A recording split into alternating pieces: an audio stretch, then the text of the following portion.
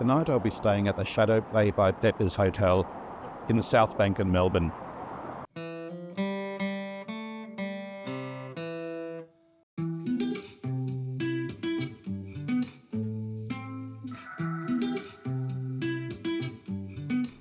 The first thing you notice about this place is how nice it smells. Let's take a look inside my suite. I'm staying in a one-bedroom suite. It's a massive, it's 43 square metre one-bedroom suite. It's similar size to a small city apartment, and it has everything you need. Now when I open up this cupboard, you see we've got a washing machine and dryer, so it's really handy if you want to do your laundry. It's always a good idea to stay in a hotel like this once a week so you can do your laundry without having to leave your room. Now when you open this cupboard here, you find a full-size fridge. It's a big upgrade from the tiny little bar fridge that you would normally find in a hotel room. A lot of places say that they're a fully equipped kitchen, but then they don't have a proper oven, which means it's not really fully equipped. But here, you've got a proper oven. You can bake a cake, you can make pizza, you can bake bread, you can cook a roast dinner. Everything you can do in a proper kitchen, you can do in here. There's also a gas cooktop with 4 hobs and a little Nespresso machine. You also have all the glassware, a set of plates, so with 4 table settings, as well as a toaster and a kettle. Let's take a look inside that kettle. Yep, that's not too bad in there. We've got that kitchen. We also have a proper lounge area with a sofa and a TV and a coffee table. And if you pop out here,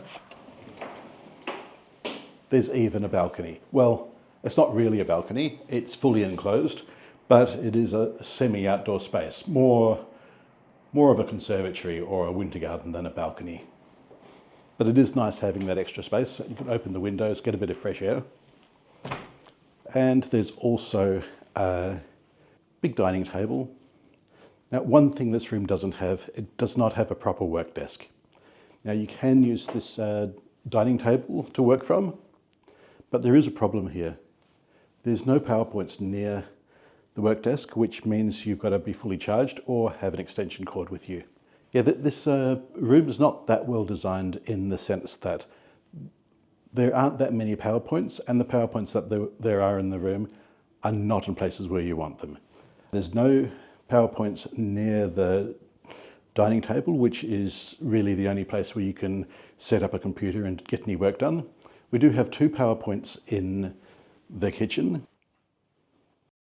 And there are a couple of power points over here, but they all have things plugged into them. And you also have a power point over here. Right in the corner, you can't really, it's okay for charging things, but you can't really do any work from there. Now, we'll just come around here, and the main bedroom. Here's the main bedroom. And it's got a proper bedroom that is separate to the living area, and the bedroom has its own TV as well. In the bedroom, you only have these 2 power points at this end of the bed on the wall. It's really impractical. You're not going to have anything plugged in there charging overnight, because if you do, it's going to be sitting on the floor and you'll probably walk over and crack the screen of your phone when you walk over it. There are a couple of bedside tables on either side of the bed, but there's no power point there, so you can't plug your phone in, have it sitting on your bedside table and charging while you sleep. It's not really practical having the power points in the places where they are. They should have them next to the bed, and they should have something next to the dining table, so you can stick your computer on there, get some work done, and have it charging while you're working. Okay, and let's take a look at the bathroom. So it's a proper bathroom. You've got a separate bathroom in the apartment with a nice walk-in shower, and got a nice big rainfall shower head, and it comes with shampoo, conditioner, as well as a hand and body wash. So it's nice having a separate shampoo and conditioner and not one of the all-in-one washes that you might get at a cheaper hotel. And you also get a Davidson Plum hand and body wash and skin lotion. Love a bit of Davidson Plum. And of course, there's a toilet. Most hotel showers have a single knob that controls both hot and cold water, which means that the last person to use the shower has left that in a position that works best for them, and all you need to do is pull it out and make a minor adjustment to get the water the right temperature. But with these taps, you have to start from scratch every time you take a shower. And just look at these taps. The cold one turns in a different direction to the hot taps. And they have hardly any grip, which makes it really difficult to use, especially if you have wet hands. Do you really want to try turning the tap like you're trying to open a jar of jam? Okay, let's see what this bed's like. Now, it feels fairly comfortable to sit on. It's not all soft and spongy like you sometimes find in some beds. But take a look at this. Look how many pillows on there. There's 8 pillows on this bed. Now, we don't need that. Let's get those out of the way so I can actually test this bed out.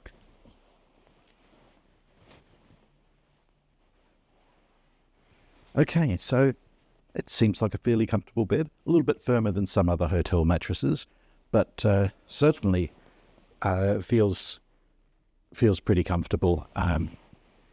Feels more comfortable than a lot of other places I've stayed. I'm sure most people would get a good night's sleep on this bed. Guests staying at Shadow Play by Peppers get free internet access. Let's see how fast it is.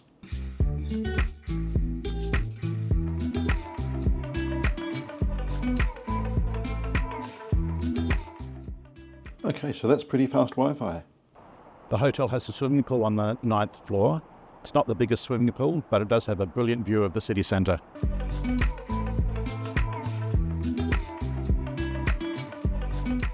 There's also a nice lounge on the 9th floor.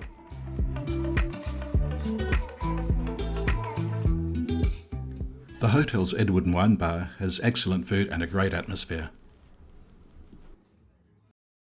And an excellent buffet breakfast is served here in the mornings.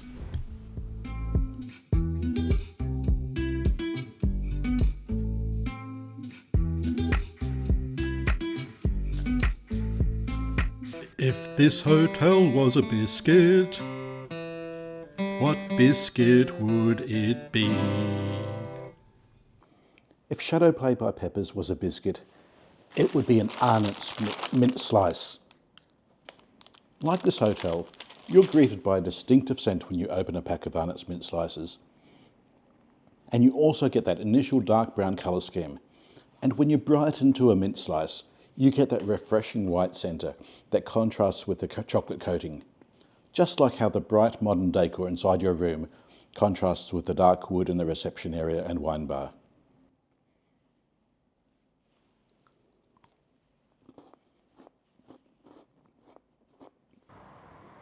Let's take a look at the neighbourhood around the hotel. The hotel's in South Bank. It's a neighbourhood just south of the city centre.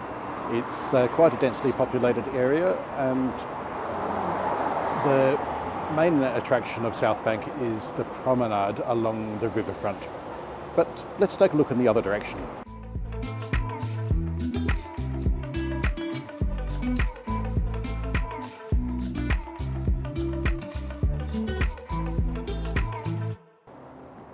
If you walk across the road from the hotel and under the motorway overpass that's behind me, that takes you to an area called South Melbourne.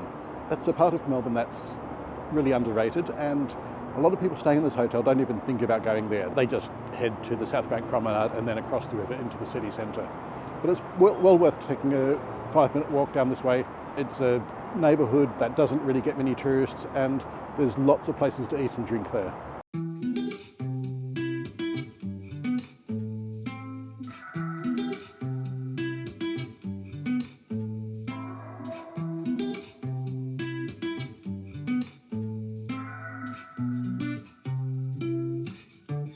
South Melbourne has quite a few places to eat out. There's lots of fast food restaurants. There's also a few nicer places and some excellent cafes and also a couple of nice pubs. So if you're looking for somewhere to eat, particularly on a weekday where places in the CBD can get quite busy, just walk like 5 to 10 minutes south from the hotel.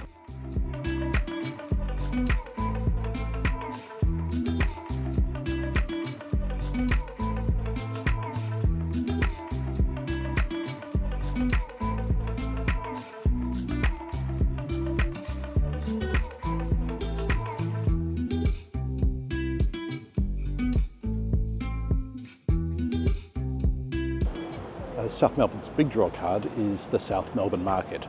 It's like a smaller, more manageable alternative to the Queen Vic Market. It's a really good place for food, a lot of great places to eat around the market, and the non-food items are just much more tasteful than what you'd find at the Queen Victoria Market. Now, walking in the other direction from the hotel, walking north from the hotel, that takes you to South Bank Promenade and into the city centre. And that's the direction that most people staying in this hotel will head when they head out. 5-minute walk from the hotel takes you to the Melbourne Exhibition Centre and Crown Casino.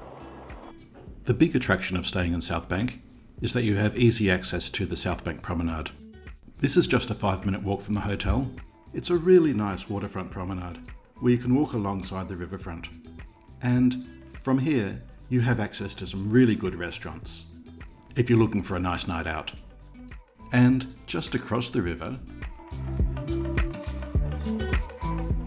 you've got the city centre, so you just walk across the bridge and you're in the heart of the city. I stayed on a long weekend, so this would be one of the more expensive times to stay at this hotel. However, I have an Accor Plus membership, which gives me cheaper rates, and it also gives me one free night a year, which I chose to use on one of the 2 nights I stayed here. This meant that I paid $242 for the Saturday night, and the Sunday night was free. Even without the free night, it was a good deal, as it was a special package deal for Accor Plus members that also included breakfast both days, plus a bottle of wine and an antipasto platter. And without the Accor Plus membership, it would normally have cost $329 to $349 per night without those extras. Do you think it's really a good idea that they give you a free bottle of red wine and white fluffy bathrobes?